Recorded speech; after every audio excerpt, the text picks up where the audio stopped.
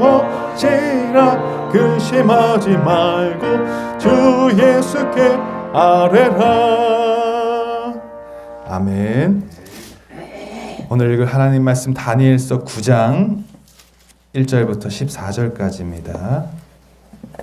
다니엘서 9장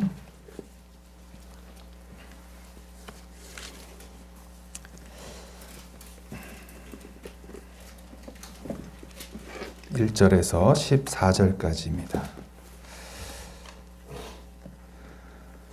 찾으신 줄 알고 제가 먼저 교독하고 한 절 읽고 같이 교독하시겠습니다. 메대 족속 아하수에로의 아들 다리우스가 바빌로니아 나라의 왕이 된 첫 해,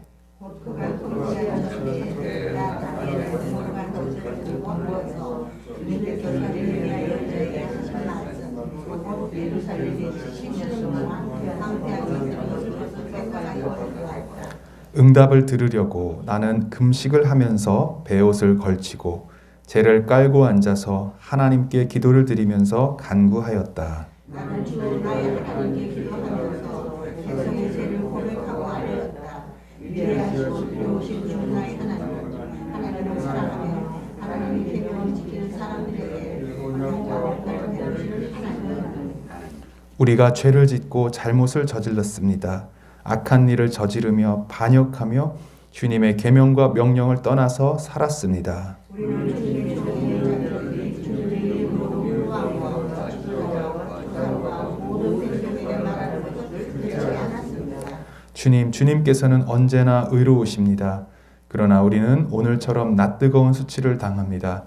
유다에 사는 사람이나 예루살렘에 사는 주민이나 가까운 데나 먼 데 곧 이스라엘 사람으로 흩어져 사는 사람이 주님께서 쫓아내신 그 모든 땅에서 수치를 당하고 있습니다.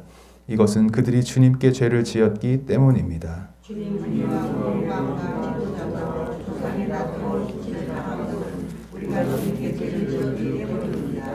주 우리 하나님은 우리를 긍휼히 여겨주시고 용서하여 주셨으나 우리는 하나님께 반역하였습니다. 우리가 우리 주 하나님께 순종하지도 않고 하나님의 명령을 시기하여 우리의 말씀하신 것도 그들을 따르지 않았습니다. 참으로 온 이스라엘이 주님께 순종하지 않고 주님의 율법을 어기고 벗어났으므로 하나님의 종 모세의 율법에 기록된 벌과 저주가 우리에게 내렸습니다. 이것은 우리가 주님께 죄를 지었기 때문입니다. 주님은 우리에게 큰 재앙을 내리셔서 우리와 우리를 가르치는 지자들에게 하시는 말씀을 주셨습니다. 우리가 받은 재앙을 하나님의 모든 것을 볼 것입니다. 모세의 율법에 기록된 대로 이 모든 재앙이 우리에게 미쳤습니다. 그런데 아직도 우리는 죄의 길에서 돌아서지 않았습니다. 하나님의 진리를 따라 살지 않았습니다. 이렇게 우리는 주 우리 하나님께 은혜를 구하려 하지 않습니다. 주님께서 재앙을 간직해 두셨다가 우리에게 미치게 하신 것은 주 우리 하나님이 하시는 모든 일은 의로우신데 우리가 말씀에 순종하지 않은 까닭입니다. 아멘. 오늘 이 새벽에도 하나님이 예배하신 큰 은혜와 축복이 우리 모두 함께 하시길 주님의 이름으로 축원합니다. 오늘 읽으신 다니엘서 9장은요. 다니엘의 기도라는 부제목을 달린 굉장히 중요한 기도에 관한 말씀이 나옵니다. 시대적으로 보면은 메대 족속 아하수에로의 아들 다리우스가 바빌로니아를 침공해서 이제 메대와 페르시아 나라의 제국이 시작되는 시대에 굉장히 중요한 격변기에 이르고 있습니다. 여러분 다리우스 왕 기억나십니까?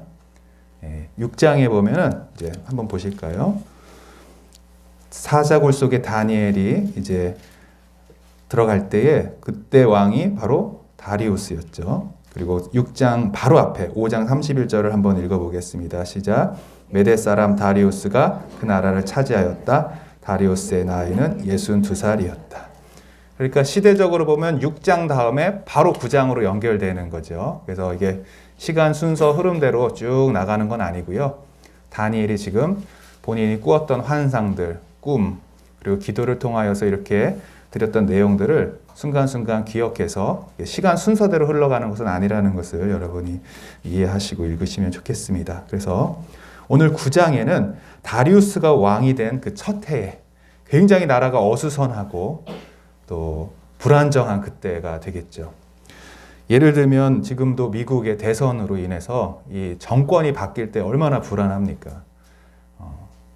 나라가 바뀌는 것도 아니고 단지 대통령이 바뀌는 이 상황에서도 정치적으로, 사회적으로 굉장히 불안한 요소가 많은데 지금은 심지어 제국이 바뀌어지는 그 바벨론 통치가 끝나고 이제 메대 그리고 페르시아의 통치가 시작되는 그런 굉장히 정치적으로 불안정하고 또 위험한 그런 상황 속에 자기의 운명도 어찌 될지 모르는 다니엘은 이제 왕이 바뀜으로 자기도 섬겼던 왕에서 어떻게 바뀔지 모르는 굉장히 불안정한 상황 아니겠습니까?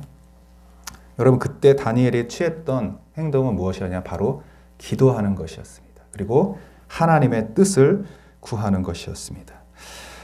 1절, 2절 우리 같이 한번 읽어보도록 하겠습니다. 메대 족속 아하수에로의 아들 다리우스가 바빌로니아의 나라의 왕이 된 첫 해, 곧 그가 통치한 첫 해에 나 다니엘은 거룩한 책들을 공부하면서 주님께서 예레미야 말씀 곧 예루살렘이 70년 동안 황폐한 상태로 있을 것을 생각하여 보았다. 네.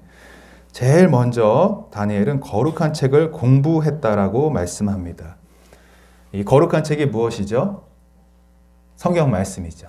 네. 근데 당시에 이렇게 우리가 보고 있는 구약, 신약 성경이 아직은 없었겠죠. 심지어 다니엘서가 기록되기도 전이었기 때문에 그 당시에는 이제 모세 오경과 또 일부 선지자들의 글이 있었던 때입니다. 특별히 오늘 어떤 말씀을 읽었다고 그러시죠? 예레미야의 글들을 읽었다고 말하고 있습니다. 그래서 예레미야서는 이미 글로써 있던 그런 때라고 볼 수 있습니다. 특별히 예레미야의 어떤 부분을 읽었을까? 지금 우리도 이제 예레미야서를 볼 수 있기 때문에 다니엘이 예레미야의 어떤 글을 읽었을까는 우리가 추측해 볼 수가 있습니다. 특별히 바벨론의 침공과 침략이 포로 생활이 70년 동안 있을 것이다 라고 하는 예언이 예레미야서에 나옵니다. 잠깐 여기다 이렇게 책 표시를 해 놓으시고 예레미야서 앞으로 조금만 더 가시면 예레미야서죠. 25장 11절을 한번 보도록 하겠습니다. 25장 11절 12절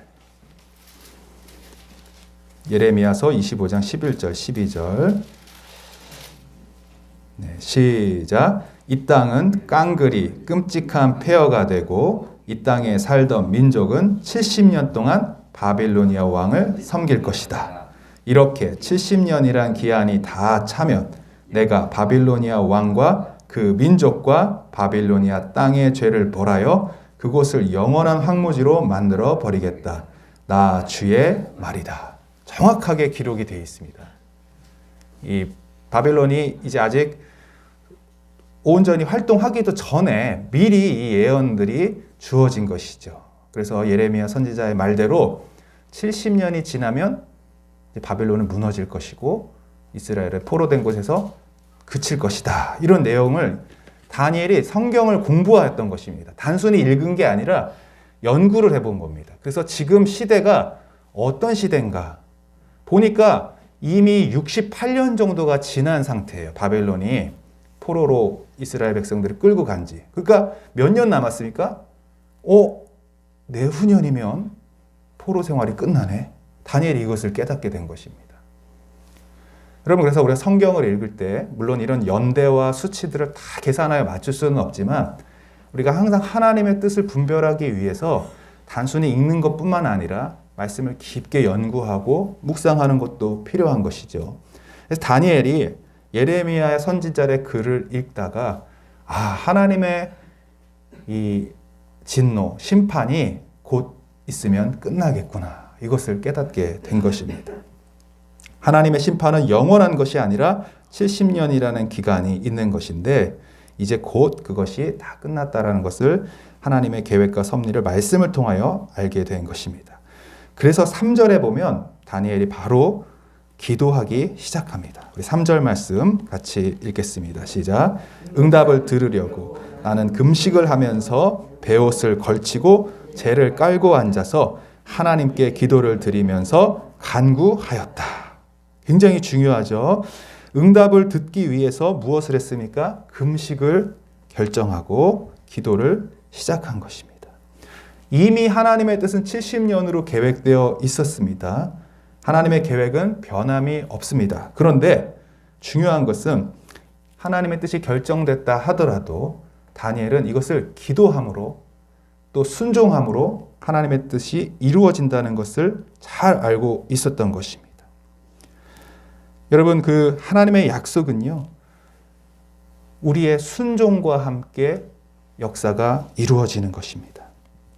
물론 이 죄는 다니엘의 죄도 아니었습니다만 다니엘은 온 민족과 조상들의 죄가 회개하고 하나님 앞에 돌아올 때 하나님의 약속이 성취된다는 것을, 하나님께서는 성경을 통해 이미 회복을 약속하였지만 그 약속도 순종을 조건으로 한다는 것을 깨달았습니다. 그래서 하나님께서 이 민족을 회복시키기 위해서 반드시 이스라엘 민족이 먼저 회개해야 된다는 것, 그리고 이 70년이 다 찰 때 하나님 곧 우리를 회복시키신다는 것을 믿고 기도하기로 결정한 것입니다.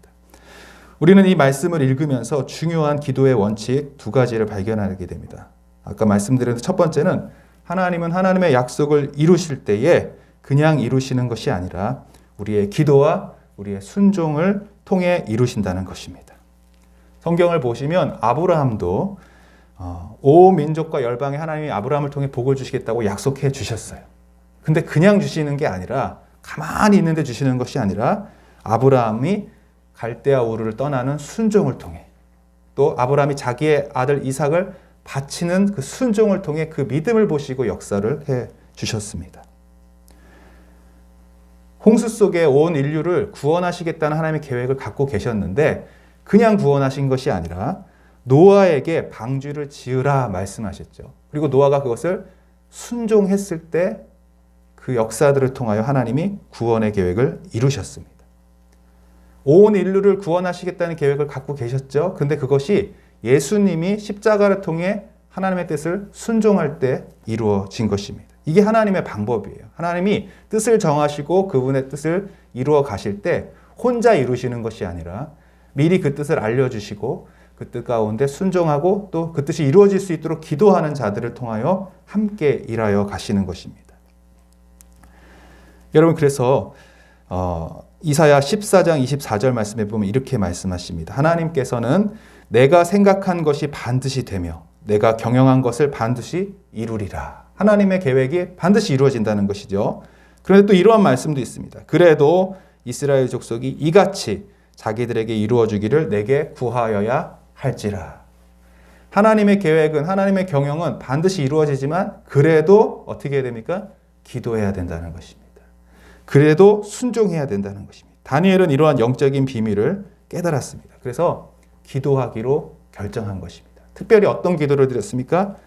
금식과 회개의 기도를 드렸습니다.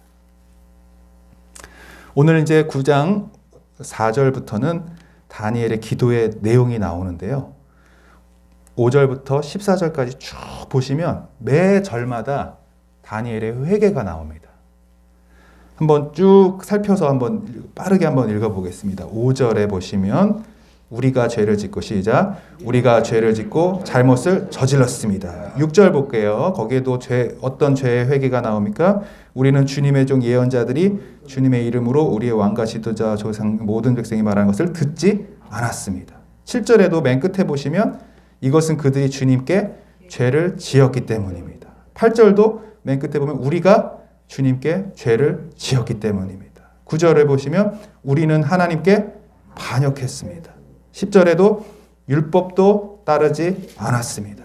11절에 주님께 순종하지도 않았고 죄를 지었기 때문입니다. 11절에도 하나님 말씀 순종하지 않았던 내용이 나오고요. 13절에도 진리를 따라 살지 않았습니다. 하나님께 은혜도 구하지 않았습니다. 14절에도 순종하지 않은 까닭입니다. 이 다니엘의 기도는요, 일단은 회개하는 기도였습니다.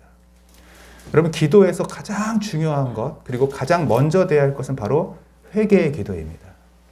회개의 기도는 부정적인 것이 아닙니다. 우리는 하나님 앞에 늘 거룩하게 살기 위하여, 또 하나님 앞에 설 때에 우리의 늘 부족한 부분을 살펴서 회개하셔야 됩니다. 사실은 이 새벽에 나와서 우리가 기도할 때도 그냥 간구부터 하시는 분들이 있어요. 하나님 이거 필요합니다. 그러면 저것도 필요합니다. 그것이 아니라 어제 하루를 우리가 미처 회개하지 못했던 잘못들을 하나님 앞에 고백하는 것입니다. 그리고 오늘 이 하루가 하나님 앞에 성결하고 거룩하게 살아갈 수 있도록 은혜를 내려달라는 그런 기도들을 먼저 하셔야 됩니다. 우리의 마음을 깨끗하게 하고 주님의 보혈로 정결케 씻어 주시옵소서.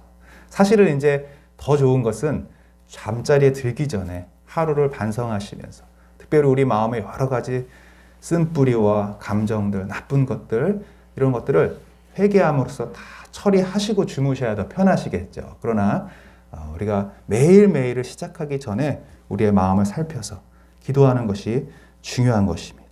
중요한 것은 여기서 특별히 다니엘의 기도는요, 자신의 죄뿐만 아니라 공동체를 위한 회개의 기도, 중보의 기도를 했다는 것입니다.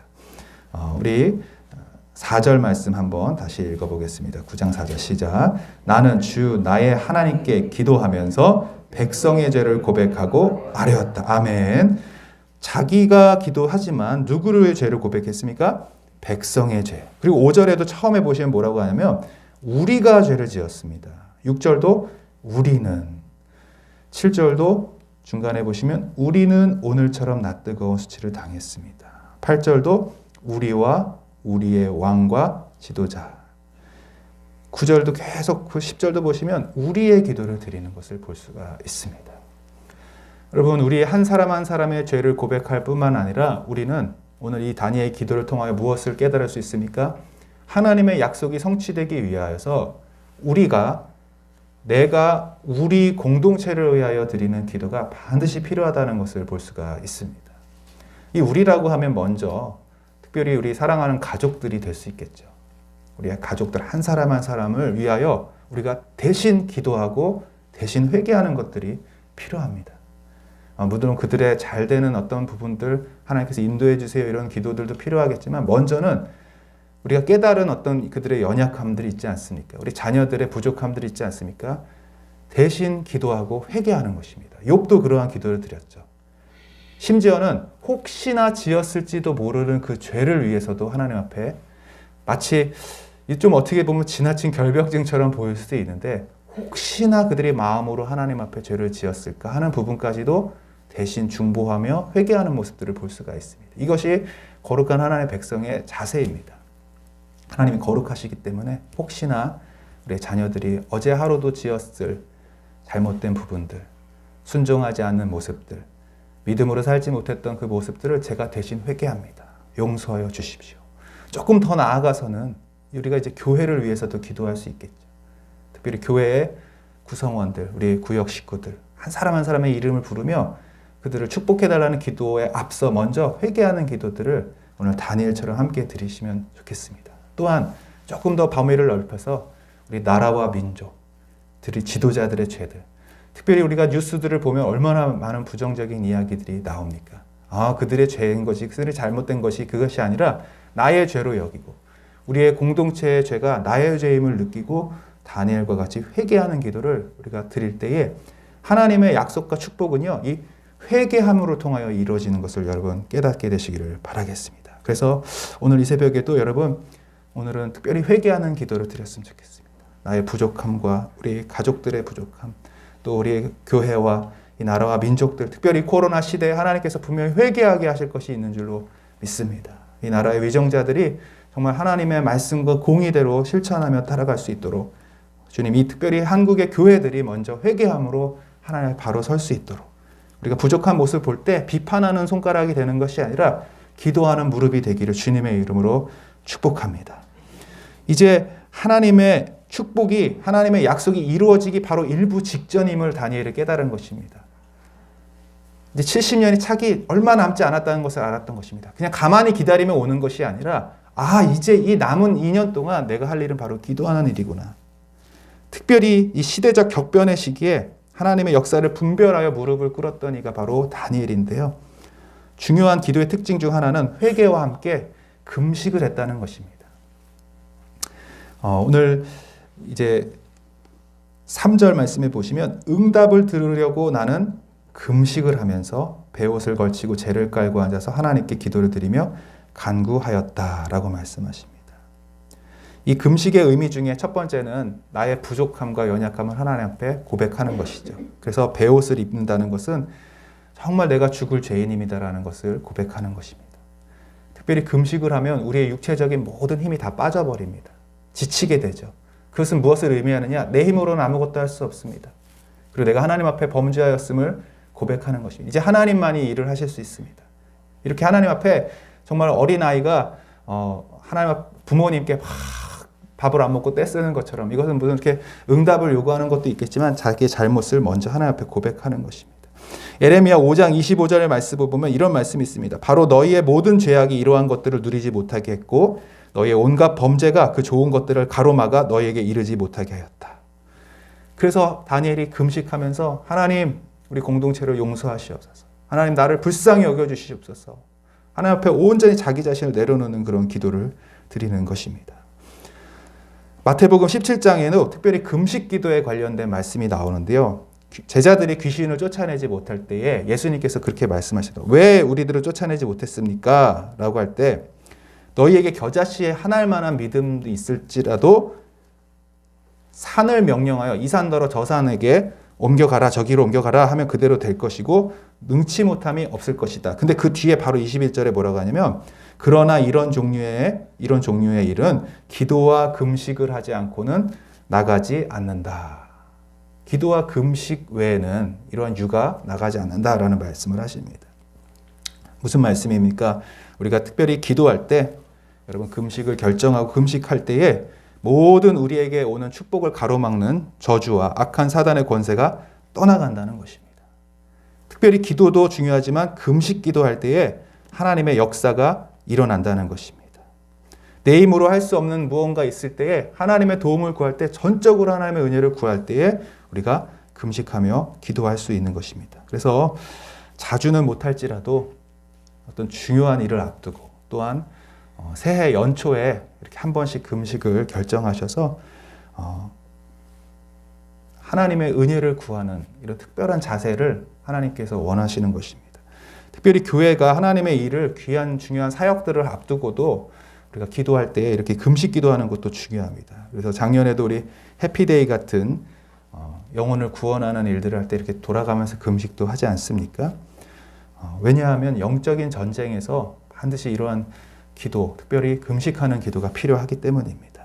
여러분 지금 코로나로 인하여서 굉장히 모두가 어려워하고 있습니다. 영적으로 무기력해져 있고 위축되어 있습니다. 이럴수록 여러분 오히려 한 끼라도 또 하루라도 이렇게 금식하면서 하나님 앞에 나아가면 우리 영혼이 회복되고 바로 서게 될 줄로 믿습니다. 오늘 구체적으로 우리 기도들을 다 한 절 한 절 살펴보지 못했지만 오늘 다니엘의 기도를 통하여 무엇을 배울 수 있습니까?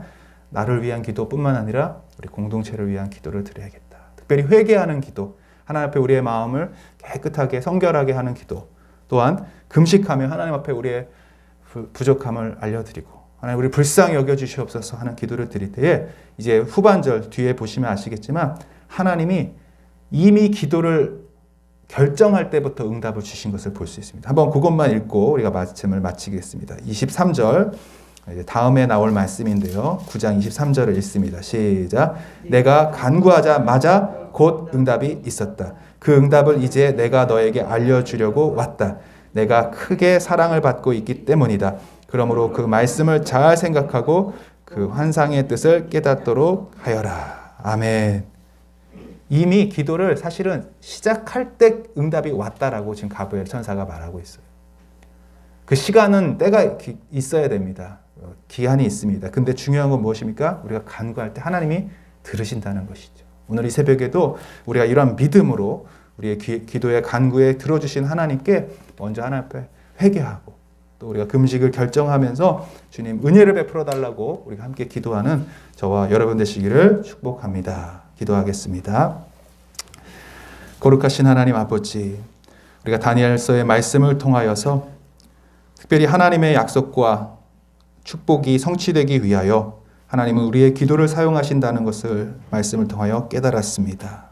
먼저 우리의 잘못과 연약함과 또 부족함을 먼저 주님 앞에 회개하며 고백합니다. 2020년 우리가 하나님 코로나라는 초유의 사태에 아무것도 할 수 없고 또 무기력함을 많이 느꼈습니다. 그러나 이 시간을 통하여 우리의 죄와 하나님 앞에 올바로 살지 못했던 것과 우리의 믿음과 또 우리의 신앙이 하나님 앞에 온전하지 못했음을 먼저 회개합니다. 하나님께 예배하는 우리의 태도들이 하나님 앞에 온전하게 드려지지 못했던 것도 이 시간 회개합니다. 또한 이 땅과 이 민족, 이 전 세계가 특별히 한국 교회가 하나님 앞에 바로 서지 못했던 것도 회개합니다. 주님 불쌍히 여겨 주시옵시고 주의 보혈로 깨끗하게 씻어 주시옵소서. 우리의 죄뿐만 아니라 이 모든 바이러스들도 주님 씻어 주시옵소서. 회복되게 하여 주옵소서. 주님 특별히 이제 백신과 치료제가 개발되고 있는 가운데 있는데 이 모든 것들이 잘 준비되고 또 배분되어서 이제 2021년 새로운 한 해에는 하나님의 은혜와 축복이 있게 하여 주시옵소서. 항암 중에 있는 우리 성도님들 또 하나님 모든 치료 후에 회복과 또 재활을 하고 계시는 우리 귀한 성도님들 다 주님 불쌍히 여겨주시고 이 시간 찾아가 주시옵소서. 주님께서 치료의 손으로 안수하여 주옵시고 여호와 라파 능력의 하나님을 경험하는 귀한 믿음의 성도들 될 수 있도록 인도하여 주옵소서. 하나님 특별히 어려운 가운데 선교하시는 하나님 선교사님들 사역과 안전을 지켜주시고 특별히 그들의 가족들 가정을 지켜주셔서 위기의 시간을 하나님 기도함으로 잘 승리해 나갈 수 있도록 인도하여 주옵소서.